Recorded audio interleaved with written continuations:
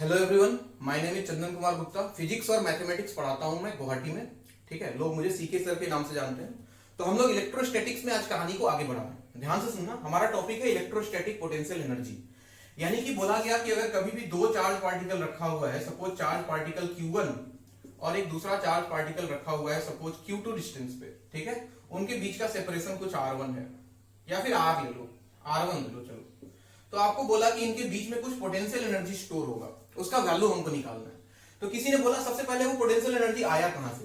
तो सबसे पहले हम दोनों चार्ज पार्टिकल एक साथ तो रखते नहीं है। सबसे पहले मान लो कि एक चार्ज पार्टिकल Q1 रखा हुआ है, ये चार्ज पार्टिकल कहीं इंफिनिटी पे है, तो इंफिनिटी से हम इसको लेके आ रहे हैं, तो ये चार्ज पार्टिकल क्या करेगा, उसको रिपेल करेगा। तो इतनी आसानी से ये नहीं आएगा, हमें उस पर एक एक्सटर्नल फोर्स लगाना पड़ेगा। ठीक है, तो वो जो फोर्स लगा के हम इसको यहां तक लेके आएंगे, वही फोर्स जो होता है इसमें एनर्जी के फॉर्म में, उसके कारण जो वर्क डन होता है वो इसमें एनर्जी के फॉर्म में स्टोर हो जाता है। यानी कि उस एक्सटर्नल फोर्स के कारण कितना वर्क डन हुआ। ठीक है, तो हम कहानी को उल्टा करते हैं। हमें पता है कि एक्सटर्नल फोर्स के कारण जो वर्क डन होगा, इलेक्ट्रोस्टैटिक फोर्स वाला जो वर्क डन है उसका निगेटिव होगा।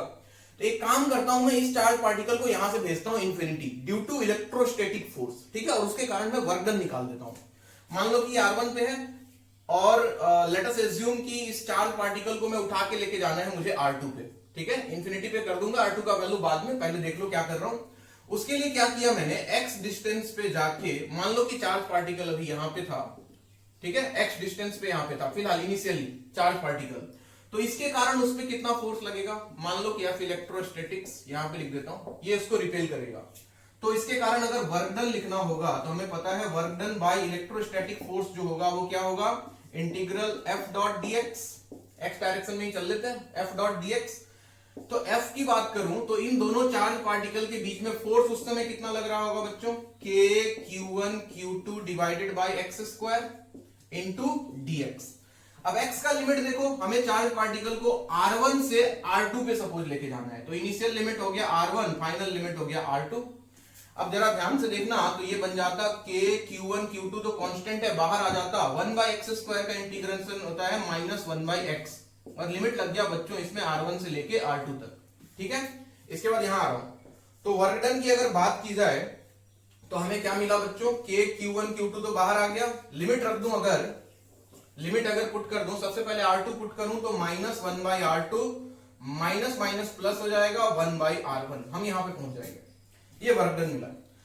अब क्या करना है, ध्यान से देखो, इसमें हमें पता है कि वर्क डन बाई जो इलेक्ट्रोस्टैटिक फोर्स होगा वो किसके बराबर होगा, minus of change in potential energy के, क्योंकि जो एक्सटर्नल फोर्स के कारण वर्क डन था इसके वर्क डन के निगेटिव होगा, तो equal to minus of change in potential energy. ठीक है, ये हमने वर्क एनर्जी पावर में पढ़ रखा होगा।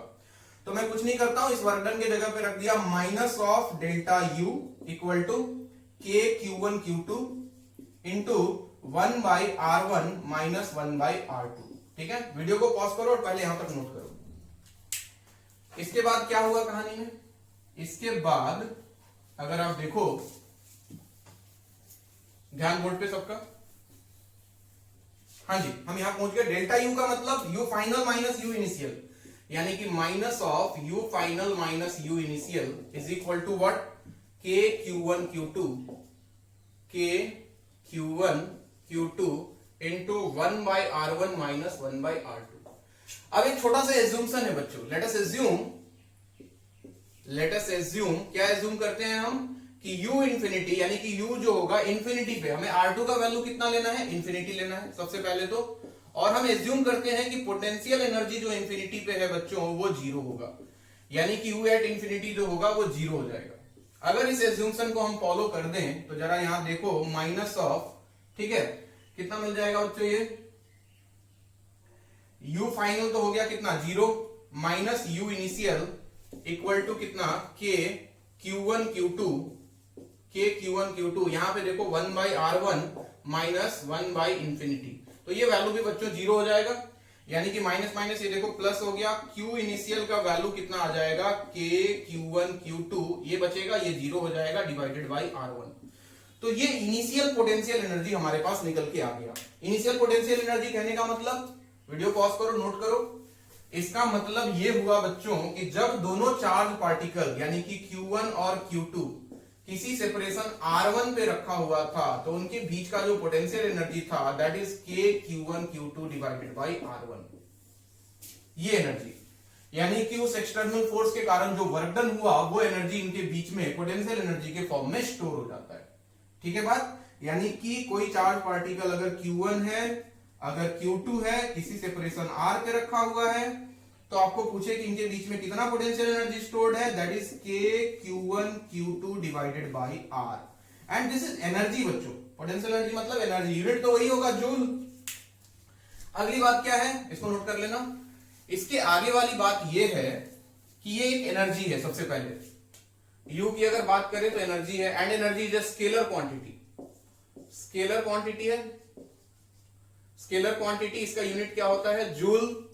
और क्या कर सकते हैं इसमें एक और खास बात है, Q1 Q2 को विथ साइन पुट करना है। Q1 Q2 विथ साइन, यानी कि पॉजिटिव है तो पॉजिटिव, निगेटिव है तो निगेटिव। यानी कि कभी भी दो चार्ज पार्टिकल Q1 Q2 किसी सेपरेशन R पे रखा हुआ है तो उनके बीच का जो एनर्जी स्टोर्ड होगा that will B K Q1 Q2 divided by R। अब यहां से बच्चों कहानी बहुत सिंपल हो जाती है। जैसे एनर्जी का कॉन्सेप्ट आता है ना, बड़े बड़े सवाल बड़े आसानी से सॉल्व हो जाते हैं। बोलोगे सर सवाल सॉल्व करके दिखाओ, फिर मानते हैं। देखो जैसे कि अब एक मैकेनिक्स के साथ में मिक्स करता हूं इसको, ठीक है, बिल्कुल कंफ्यूज मत होना, मैं थोड़ा सा मैकेनिक्स लेके आ रहा हूं। सवाल कुछ ऐसा है कि सवाल को समझ लेना। एक सवाल है, एक चार्ज Q1 है, ठीक है, एक Q2 है, ये फिक्स है, फिक्स है, और इसको रिलीज किया है यहां से। ये फिक्स नहीं था, रिलीज था। इनके बीच का सेपरेशन दिया हुआ था सपोज R1। यहां से इसको छोड़ दिया, तो छोड़ देंगे तो क्या होगा। सबसे पहले इमेजिन करो, खुद से सवाल करो कि जब इस चार्ज पार्टिकल को यहां से छोड़ दूंगा, ये तो फिक्स है, ये कहीं नहीं जाएगा। दोनों अगर पॉजिटिव है तो ये इसको धक्का मारेगा, और धक्का मारेगा तो ये चार्ज पार्टिकल दूर भागेगा। तो आपको पूछ रहा है कि जब ये चार्ज पार्टिकल किसी सेपरेशन R2 पे पहुंचेगा तो इसका स्पीड क्या होगा, ये सवाल है। मैं अगर सवाल लिखना चाहूं तो find speed of Q2 eight R2। जब ये R2 डिस्टेंस पे पहुंच जाएगा तो इसका स्पीड निकालना है। इसको हम वैसे तो इंटीग्रेशन से किया था मैंने ये सवाल, जब मैं आपको कूलम्स लॉ बता रहा था तो बिल्कुल इंटीग्रेशन लगाया था और बहुत बढ़िया से सॉल्व किया था, एकदम लंबा चौड़ा एक पेज का सॉल्यूशन था। लेकिन एनर्जी कॉन्सेप्ट आने के बाद ये सवाल देखो कितनी आसानी से सॉल्व होता है। ध्यान से सुनना, हमें पता है एनर्जी कंजर्व रहेगा तो क्या लिखेंगे हम, KI plus from energy conservation, ठीक है, KI plus UI equal to KF plus UF। Initial kinetic plus initial potential must be equal to final kinetic plus final potential. शुरू में देखो तो ये तो खैर फिक्स है, ये तो मूव ही नहीं कर रहा है। ये चार्ज पार्टिकल रिलीज किया है तो इसका स्पीड 0 होगा। रिलीज होने का मतलब 0 से स्टार्ट होगा, तो kinetic energy 0 plus potential energy कितना है बच्चों, K Q1 Q2 divided by separation था R1। फाइनली मान लो कि अगर इसका स्पीड v हो गया तो काइनेटिक एनर्जी हो जाएगा हाफ mv²। मान लो कि इसका मास दिया हुआ है m, ठीक है ना, इसका जो मास दिया हुआ है दैट इज m है, ठीक। तो हाफ mv²। और फाइनल पोटेंशियल एनर्जी, अभी इनके बीच का सेपरेशन r हो गया है, यानी कि K Q1 Q2 divided by R2। एक इक्वेशन देखो आपका आंसर आ गया। क्या यहां से हम v नहीं निकाल सकते, बिल्कुल निकाल सकते हैं। ध्यान से देखो तो half mv² is equal to, इसको इधर ले आओ तो K Q1 Q2 कॉमन आ जाएगा, अंदर आता 1/R1 माइनस 1/R2। तो यहां से v का वैल्यू 2 और m को उधर भेज दें तो v का वैल्यू आ जाएगा बच्चों, 2 उधर गया, 2K Q1 Q2 divided by m आ जाएगा इंटू 1/R1 माइनस 1/R2, और इसका लगा दो अंडर रूट, यानी कि ये स्पीड रहेगा पार्टिकल का उस मोमेंट पे। समझ में आ रहा है बात। तो ये सवाल बिल्कुल अभी एक लाइन का सवाल बन गया। पॉज करो, नोट करो, ऐसे ऐसे और भी सवाल बनते हैं, मैं आपको बता रहा हूं, देखते जाओ। जैसे मान लो और कैसा सवाल हो सकता है,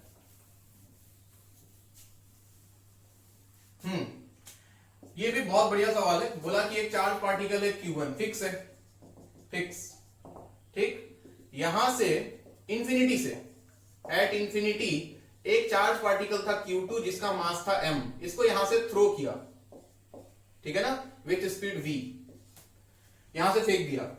तो आपको क्या पता करना है, अब सोचो पहले क्या होगा। ये चार्ज पार्टिकल जैसे जैसे इसके पास आएगा इसका स्पीड घटता जाएगा। क्यों? क्योंकि ये चार्ज पार्टिकल उसको धक्का मारेगा अपोजिट डायरेक्शन में, तो स्पीड घटता जाएगा घटता जाएगा घटता जाएगा घटता जाएगा। एक मोमेंट जरूर आएगा जहां पे इस चार्ज पार्टिकल का स्पीड हो जाएगा 0, यानी कि that will be the minimum separation.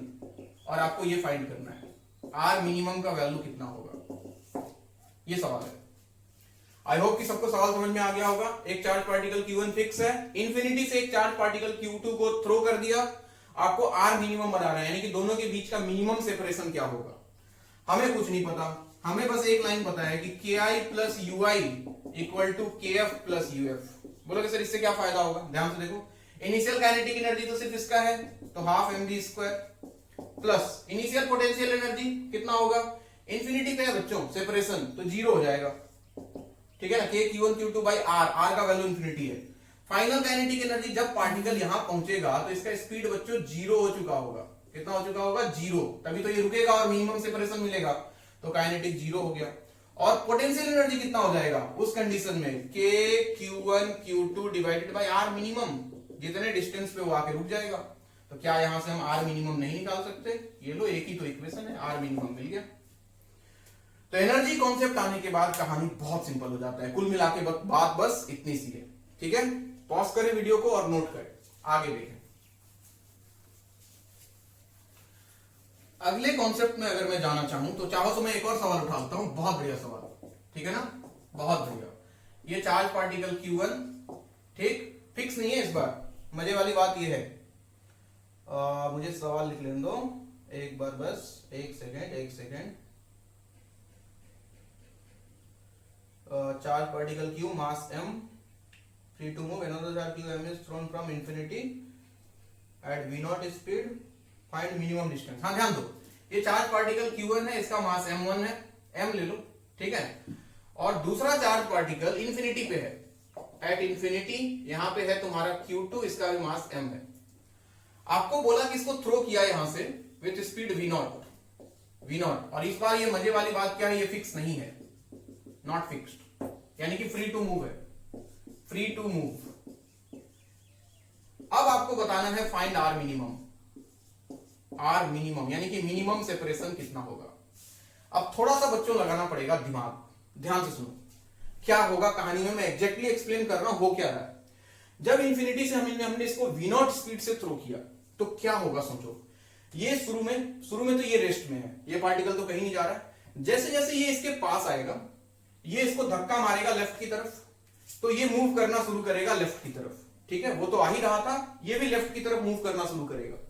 होगा क्या, ये जैसे जैसे पास आएगा, ठीक है ना, इस पे फोर्स ज्यादा लगेगा, सेपरेशन कम होगा तो फोर्स बढ़ेगा, और फोर्स बढ़ेगा तो इसका स्पीड बढ़ना शुरू होगा।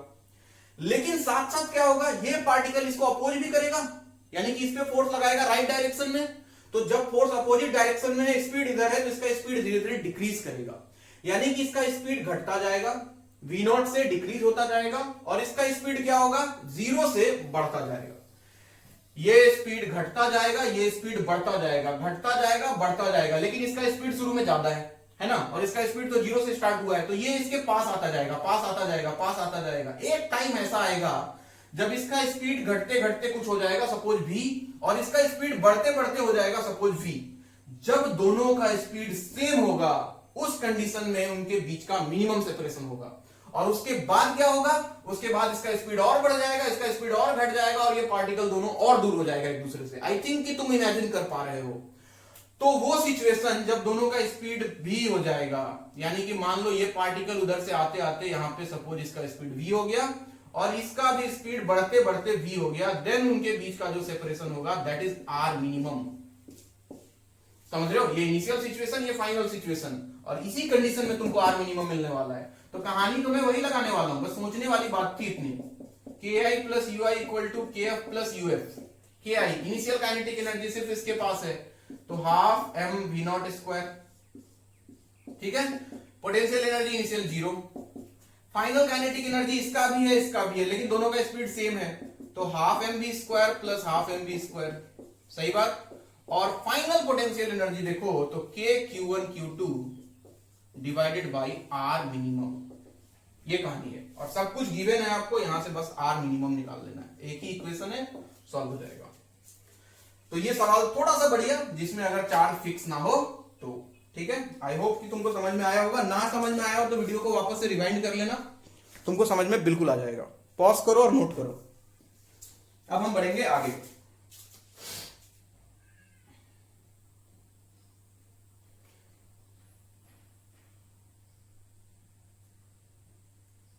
Potential energy of a system of charges, heading लगाओ, इसको मैं मिटा रहा हूं।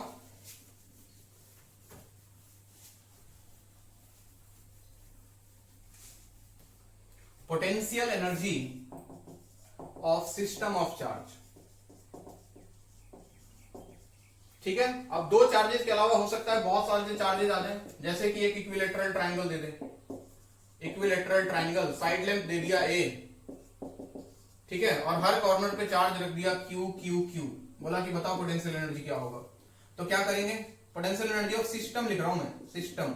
तो क्या क्या पॉसिबल है इन दोनों के बीच का, K Q Q divided by A, ये ए है, ये भी ए, ये भी ए, प्लस इन दोनों का K Q Q divided by A, plus इन दोनों का K Q Q divided by A. ये आपका आंसर आ जाएगा, यानी कि आंसर होगा 3k² डिवाइडेड बाई ए। यानी कि ये सिस्टम के पास इतना पोटेंशियल एनर्जी स्टोर्ड है। ठीक है, अगली बात, इसके लिए एक छोटा सा सीबीटी चाहो तो याद रख लो, क्योंकि चार्जेस हो सकता है कभी कभी बहुत ज्यादा आ जाए। तो एक सीबीटी याद अगर रखें तो पोटेंशियल एनर्जी जो सिस्टम का होता है, सिस्टम का, दैट इज सिमेट्रिकल सिस्टम। हाँ, सीबीटी फॉर सिमेट्रिकल सिस्टम, ये बात का ख्याल रखें, सबके लिए नहीं। सिमेट्रिकल सिस्टम, ये क्या लिखना है आपको, U system is equal to n/2, n is number of charges, into u1, किसी एक चार्ज का। अब इसका यूज कैसे करना है मैं बता रहा हूं, इसको पहले लिख लो, बहुत काम का चीज है। n/2 into u1, n is number of charges divided by 2 into u1, मतलब किसी एक चार्ज को कंसीडर करना है। अब इसका यूज कैसे करते हैं देखना, बहुत आसान है। पॉज करो वीडियो को, नोट करो, मैं वापस से इसी सवाल को तुमको दिखाता हूं। हालांकि इसमें बहुत ज्यादा फर्क नहीं पड़ेगा, लेकिन जब सवाल बड़े बड़े बहुत सारे चार्जेस आ जाएंगे तो ये बहुत आसान लगेगा आपको। जैसे यू सिस्टम निकालना है, ठीक है, अभी तो कितना चार्ज है 3, तो 3/2 बाहर, इंटू u1, u1 मतलब किसी एक चार्ज को देख लो, किसी एक चार्ज को।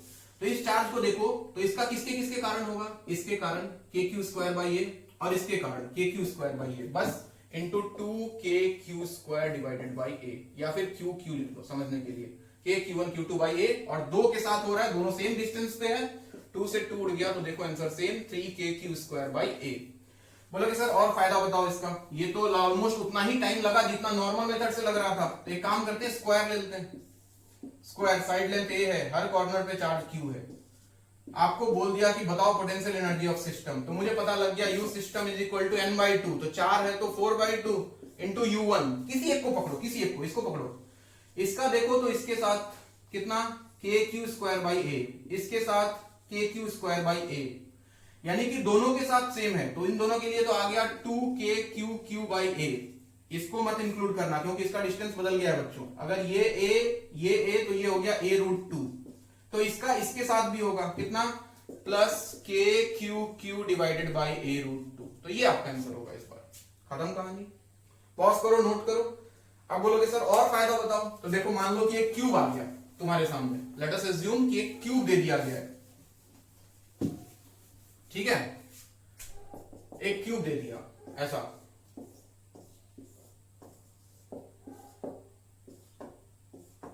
ठीक है, ये क्यूब है, एज लेंथ दिया हुआ है ए, और हर कॉर्नर पे चार्ज रख दिया क्यू। आपको बोला find potential energy of system, हम बोलेंगे बिल्कुल सिंपल, किसी एक को उठाते हैं इसको, तो you system will be what, n/2, total कितना है चार्ज, 8 चार्जेस है टोटल, है ना, तो 8/2 बाहर इंटू u1। इसको देखो, सबसे पहले देखो इससे सेम डिस्टेंस पे कौन कौन है, एक तो ये a डिस्टेंस पे, ठीक, एक ये a डिस्टेंस पे, और एक ये तीनों सबसे पहले इससे a डिस्टेंस पे है, तो इन तीनों के कारण कितना आ जाएगा, 3 times kq divided by a, ठीक, इसका काम खत्म। अब और देखो सेम डिस्टेंस वाला ये चार्ज देखो, यहां से ये वाला डिस्टेंस कितना होगा, a, तो ये होगा a√2। सिमिलरली ये चार्ज और कौन, और ये चार्ज, ये ए तो ये ए रूट टू, यानी कि डायगोनली जो है एक, ये एक दो और ये एक तीन, तो तीन आ गया डायगोनली। डायगोनली मतलब 3 टाइम्स के क्यू क्यू डिवाइडेड बाई ये ए, तो ये होता है ए रूट टू, तो नीचे आ गया बच्चों ए रूट टू। ठीक है, इन तीनों का तो पहले ही हो चुका था, इन तीनों का अभी हो गया, बचा ये मेन डायगोनल के क्रॉस है। देखो मेन डायगोनल का लेंथ होता है बच्चों रूट 3 ए, तो इसके कारण एक और आ जाएगा K Q Q divided by root 3 A. तो दिस इज सिस्टम ऑफ, मतलब potential energy for this system. तो एक शॉर्ट ट्रिक याद रखो, सीबीटी मतलब चंदन बाबा टॉनिक, कि अगर एक चार्ज को पकड़ो, अगर सिस्टम सिमेट्रिकल है तो n/2 इंटू u1, खत्म कहानी। बाकी तुम सोचते रहो क्या किया क्या नहीं किया, किसका किसके साथ। ठीक है, मिटा इसको नोट कर लो। और नेक्स्ट हेडिंग लगाओ पोटेंशियल। ये हम पढ़ रहे थे बच्चों पोटेंशियल एनर्जी, अब बात करेंगे पोटेंशियल। जैसे हमने याद करो फोर्स से इलेक्ट्रिक फील्ड निकाला था, याद है? इलेक्ट्रिक फील्ड इक्वल टू क्या होता था? फोर्स पर यूनिट चार्ज। सिमिलरली हम बात कर रहे हैं पोटेंशियल की, तो पोटेंशियल एनर्जी से डिफाइंड है पोटेंशियल। तो पोटेंशियल को कैसे डिफाइन करते हैं? It is defined as potential energy per unit charge, ये कहानी है। यानी कि इसका सिंबल बच्चों V is equal to what? U by Q। यानी कि कहने का मतलब एक चार्ज अगर Q है, यहां पे एक चार्ज Q नॉट है, तो इनके बीच का सेपरेशन अगर R है, तो पोटेंशियल एनर्जी क्या होता बच्चों? K Q not divided by R। Q not को डिवाइड कर दो, यानी कि U बाई Q नॉट, इसका नाम है बच्चों V, that is KQ by R। ये कहानी है, समझ रहे हो बात को? तो V equal to U by Q, this is potential. ठीक है, ये भी स्केलर क्वांटिटी है, क्योंकि पोटेंशियल एनर्जी स्केलर क्वांटिटी था। और अगली बात क्या है, इसका यूनिट अगर देखो तो ये होता है जूल, ये होता है कुलम, जूल पर कुलम, जिसको हमने वोल्ट नाम दिया है, वोल्ट, यानी कितना वोल्ट उतना वोल्ट। तो कुल मिला के बात बस इतनी कि अगर एक चार्ज Q है, यहां से अगर तुमको R डिस्टेंस पे पोटेंशियल निकालना है, potential not potential energy, V का value, potential V, that will be equal to KQ divided by R। कहानी सब मिलता जुलता है एक दूसरे के साथ। फोर्स था KQ1 Q2 by R square, वहां से हमने निकाल दिया electric field KQ by R square. Potential energy था KQ1 Q2 बाई R, वहां से हमने पोटेंशियल निकाल दिया, that is KQ by R। ठीक है, नोट करें इसको वीडियो पॉज करके। अब पोटेंशियल निकालने से बच्चों एक चीज तो देख लो, V equal to U by Q, ठीक है ना? तो यहां से एक चीज और बता सकते हैं हम कि पोटेंशियल अगर पता है तो पोटेंशियल एनर्जी निकालने के लिए कुछ नहीं करना होगा, Q इंटू V, यानी कि चार्ज को अगर पोटेंशियल से मल्टीप्लाई कर दिया जाए तो हमें पोटेंशियल एनर्जी मिल जाता है। ठीक है बात? पॉज करें, नोट करें, हम बढ़ेंगे आगे।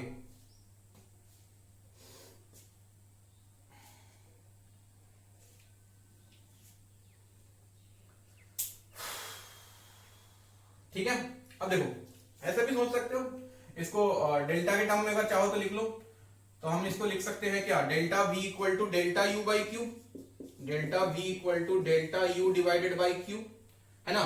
या फिर डेल्टा U इक्वल टू क्या लिख सकते हैं? Q इंटू डेल्टा V, ऐसा भी लिखा जा सकता है, delta U equal to Q into delta V। इस पे सवाल कराऊंगा, फिर आपको ज्यादा समझ में आएगा। ठीक है ना? और डेल्टा U क्या होता है बच्चों? Delta U is minus of work done divide by electrostatic force. तो माइनस ऑफ वर्क डन इसके जगह पे लिख सकते हैं हम equal to Q into delta V, ऐसा लिखा जा सकता है। सही बात है, तो यहां से वर्क डन अगर निकालना है तो ऐसा भी लिख सकते हैं हम minus Q into delta V। ठीक है, या फिर work done equal to what? Minus Q into delta V, मतलब क्या? V final minus V initial. इधर लिखता हूं, कंफ्यूज मत हो, इधर।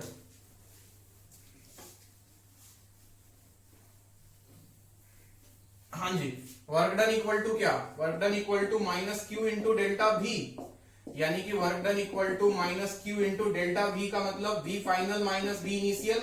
अगर माइनस से मल्टीप्लाई कर दूं तो अपने को वर्क डन जो मिलेगा बच्चों, that is Q into V initial minus V final.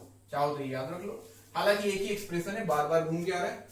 ठीक है, तो work done equal to Q into V initial minus V final. Note करें, इस पे सवाल दिखाता हूं, फिर शायद आपको फील आए। ज्यादा बढ़िया। ठीक है, एक सवाल लिखो।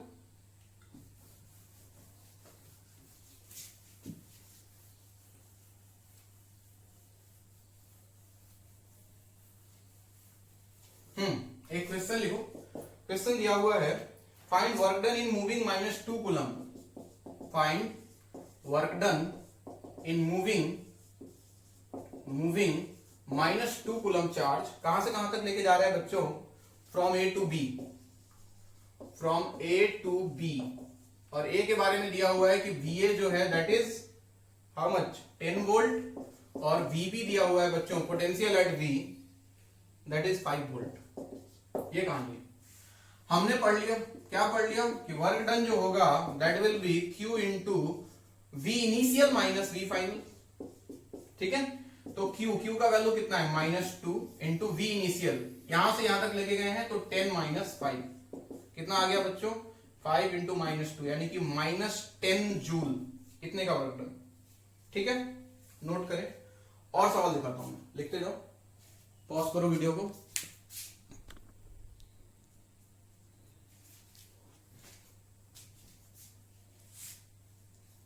Pause the video and note it down. मैं कुछ और सवाल दिखा रहा हूं आपको।